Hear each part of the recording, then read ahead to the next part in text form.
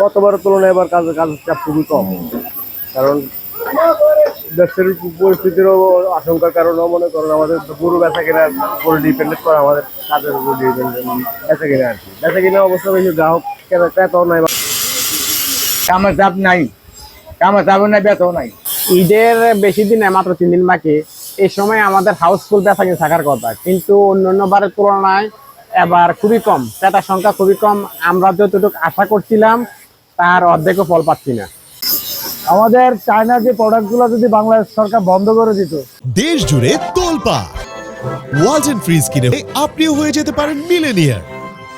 তাহলে আমাদের দেশের যে কামারের যে ঐতিহ্য যে শিল্পগুলো কারিগর, তাদের আগের মতন ফিরে উঠছে। অনেক বাইরের প্রোডাক্টের কারণে আমাদের শিল্পগুলো আস্তে আস্তে নিচের দিকে চলে যাচ্ছে। আগামীতে মনে হয় আরো নিচে চলে যাবে যদি প্রোডাক্ট বন্ধ না করে। সবাই আইয়া নতুন দেখতেছে, কিনতেছে, কিন্তু ব্যবহার করতে হয় ওয়ান টাইম, 1 ঘন্টা ব্যবহার করে বাদ, আবার পরে একটা কিনে নিতেছে। কিন্তু এই যে এই মালটা যদি আমাদের দেশীয় কামার থেকে নিত, তাহলে অনেক দিন ইউজ করতে পারতো, আমরা গ্যারান্টি দিয়ে যাচ্ছে পারতাম। সারা বছর উপলক্ষে মনে করেন এবারের বছর আছে না, কাম কাজ সব কেনারই কম। এবার আমার বললে না, 90% মানুষের এই ব্যবসা বাণিজ্য, কাম কাজ সব কিছুই কম। আমরা কোদালের ডাট, চুরির ডাট বিক্রি করে এবারে তেমনটা হয়েছে না, কত বুঝিন এবার বেচা কিনি খুব ডিম গেছে, বেচা কিনি বাজারে এত ভালো না।